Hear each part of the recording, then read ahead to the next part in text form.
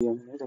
so element हेर्ने बेलामा पछि के हो कहाँदेखि स्टार्ट हुन्छ त्यसपछि बल्क हेर्छौँ टोन हेर्छौँ पावर हेर्छौँ रिफ्लेक्स हेर्छौँ त्यसपछि सुपरफिसियल रिफ्लेक्स हेर्छौँ त्यसपछि प्लान्टर अनि फेसिकुलेसन सेक्सन भनेर हेर्छौँ त सो एभ्रिथिङ गोज अप अनि त्यसपछि एलिमेन्टमा सबै डाउन हुन्छ है अनि एलिमेन्ट अप युएमएन भनेको चाहिँ एन्टेरियर हन्सेल्स भन्दा माथि अथवा cortex to the cranial nerve in the brain है त इन द ब्रेन है एलिमेन्ट भनेको motor pathway from the anterior horn cells or cranial nerve nucleus via periphery to the motor इनप्लेटसम्म है त सो यो नर्भ भन्दा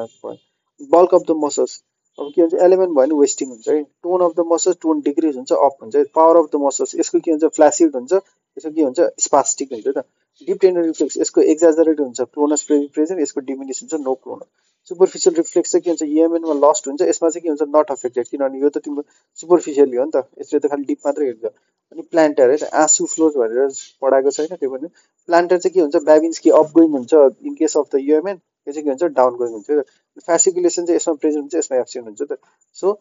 एउटा चाहिँ आसु फ्लो भनेर चाहिँ आसु एब्सेन्ट सुपरफिसियल होइन एब्सेन्ट सुपरफिसियल रिफ्लेक्स फेसिकुलेसन चाहिँ एलिमेन्टमा हुन्छ है त